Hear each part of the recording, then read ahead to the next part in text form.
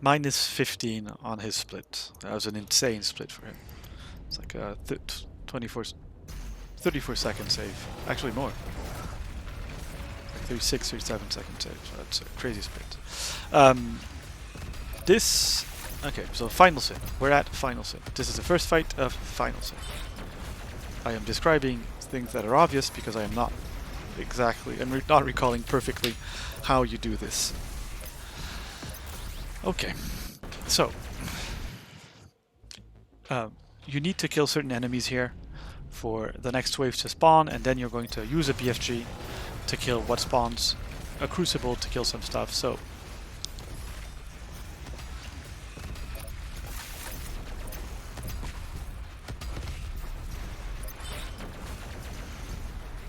I'm surprised at the enemies he kills, to be honest. I can't remember killing those. But he kills a bit of fodder, uses his BFG as soon as the Mancubus spawns. Over here. That should spawn a Revenant right on this corner of the map. Always there. Spawns a Prowler right here. A Pain Elemental. There's a Whiplash. Yeah, okay, Whiplash, Prowler, Pain Elemental on the right. You want to triple chainsaw the Pain Elemental because they are extremely annoying. Reloading checkpoint saves a bit of time. I don't think it's necessary. I'm pretty sure it's not necessary. It just spawns you closer to the end of the fight and close to a Tyrant, I think. Yeah, and you want to Crucible the Tyrant. So he animation cancels the Crucible throughout the run. It's not a fundamental trick. It's not key to your success.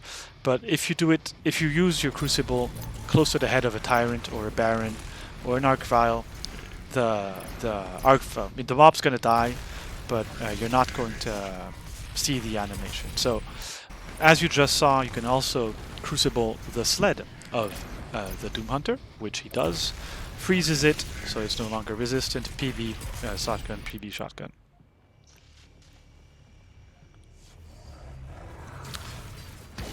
So he saves a split second doing that, so don't bother. This is an insane meat hook. You are not going to land that meat hook, so I mean you can land that meat hook. It's not too difficult actually, but it's not easy. This is a very easy trick. I actually prefer doing this by meat hooking the mobs, the Prowler. So I'm gonna go to Final Sin and show you. And I'm going to actually transition between my browser and my video game. Man, my FPS is at 37.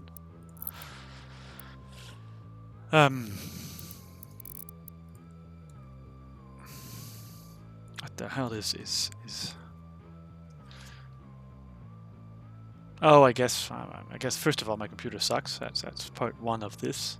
Secondly, Google Chrome is eating.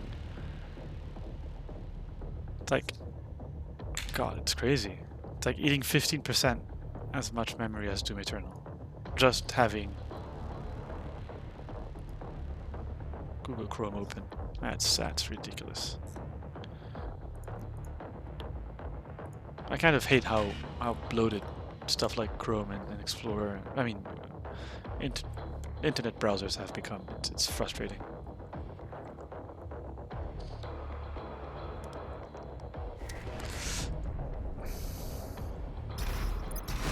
So that was my old man route.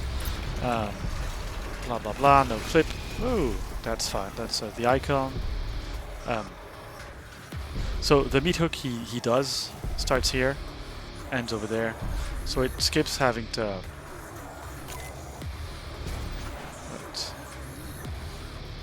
Oh, there's an invisible wall there. Okay, well it skips having to do this section basically. Can't remember exactly where you land, but you land somewhere around here.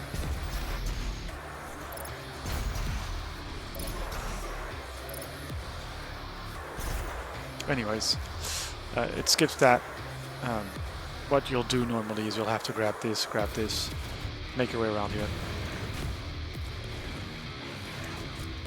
The easier way to do... oh. Is it here?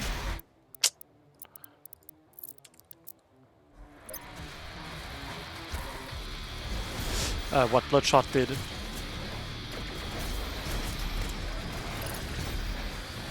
Wait, I'm lost. Yeah, it's over here. Is it over here? I'm sorry.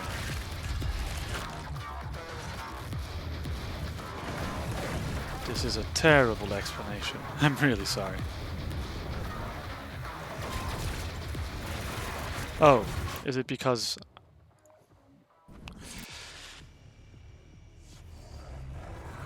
oh, that's a... thanks for the information, Darville. I did not know that. Why is... oh, okay, so I since I didn't play through the level normally, this geometry isn't destroyed. Whereas it should be in principle, which is why I was a bit lost.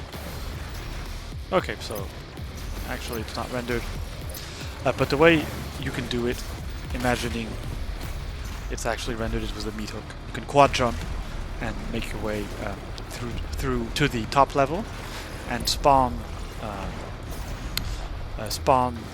the icon destroying the bridge. Well, again, Bloodshot does it differently. I think he uses a ballista boost, but you can just meat hook your way up there, and it's pretty simple. Okay, this is the right scene.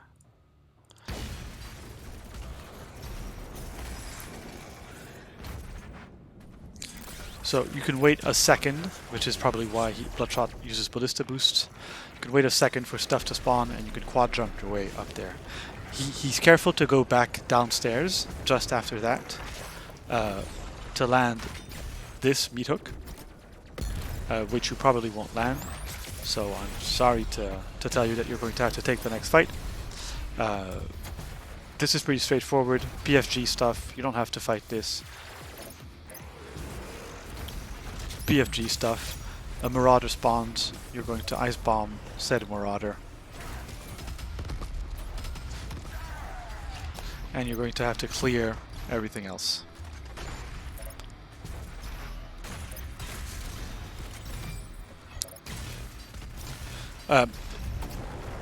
This is a simple ballista boost. I believe it saves a bit of time. It saves a bit of parkour and puzzle, so you might as well do it. This is an extremely important meat hook and ballista boost. It skips a very big fight.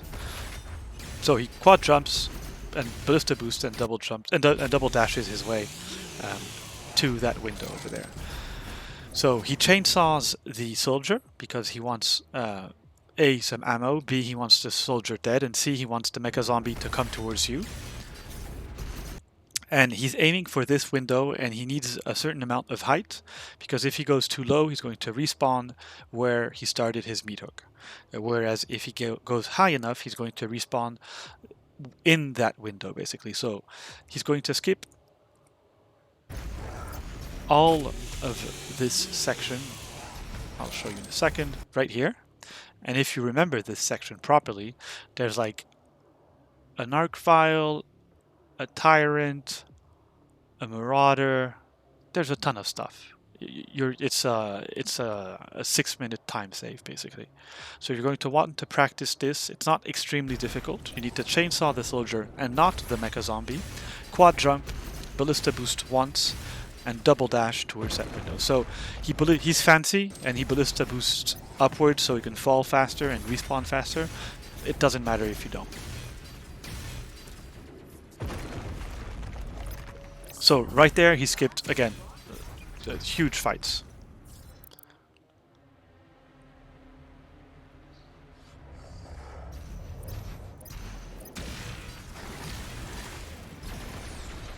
So he meat hooks to whiz through this whole section. You won't manage, or if you do, that's great. If you don't, never mind. And he makes his way to Final Sin. To the icon of Sin, sorry. So he destroys you can actually hurt the icon with the crucible. I think the timing's pretty hard. It's not an easy thing to do, but with practice you'll manage. And you're going to want to BFG stuff, so mimic what he's doing, try to get a crucible charge, shoot his torso, shoot his face, and then just shoot.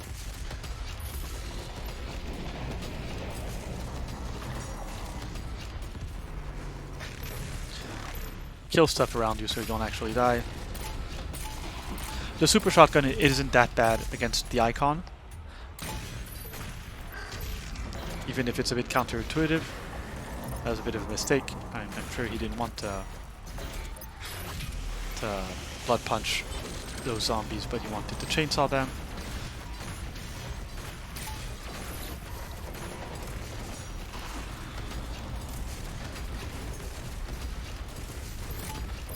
So he has an extra life, which is useful, because you're going to try and face tank as much as you can.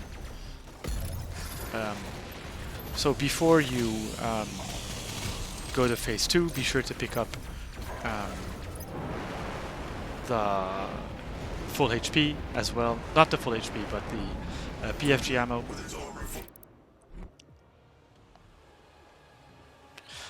Phase 2, straightforward. You start off with a BFG to the torso, go to the left. BFG is upper left pec. BFG is head. BFG the right pec. Make your way to the back, to the last BFG at the back. Finish the head. Wait for him to soldier charge you. BFG his left shoulder.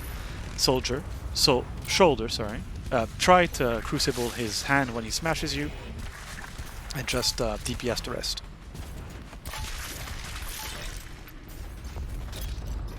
And that's it.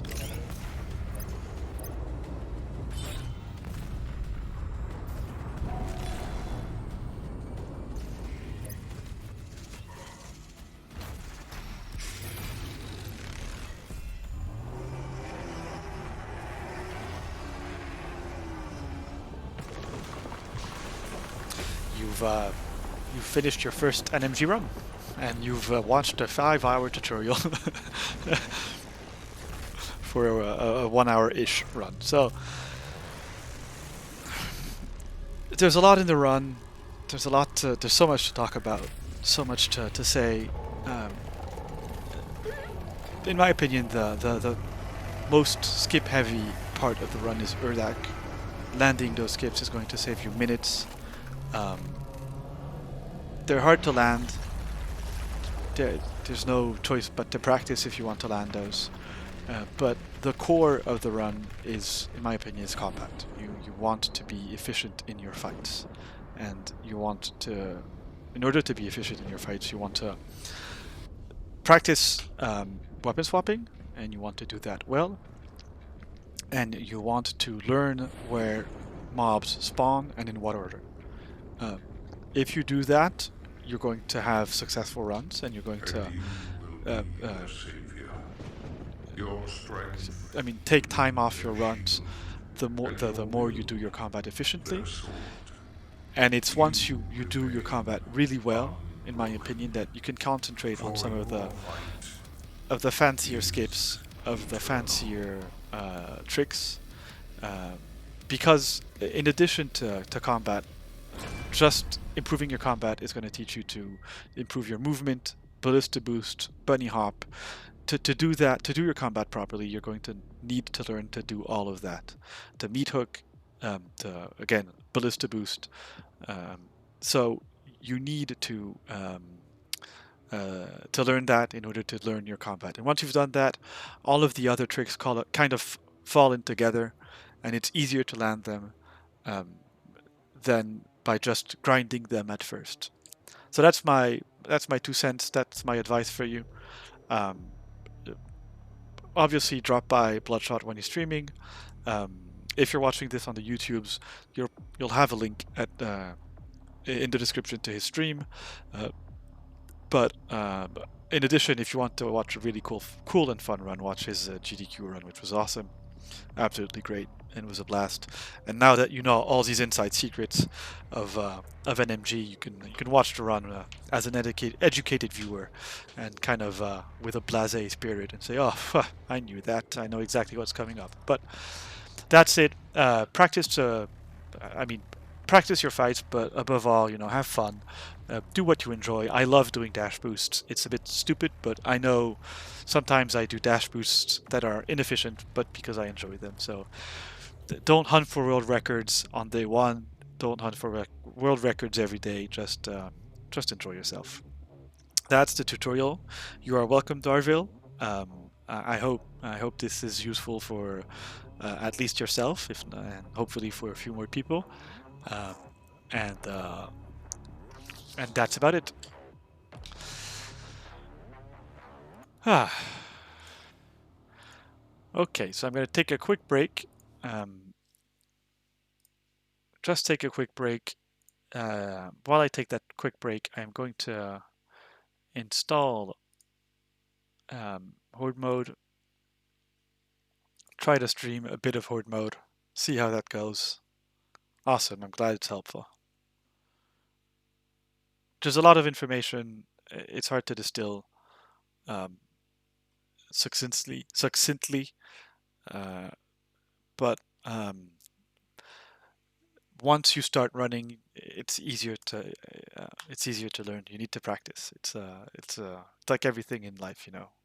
Theory is great. Watching videos is awesome, but just uh, just practicing, understanding what I was showing, um, like understanding the layout of the levels helps a lot as well. Where to go next? You're going to save so much time.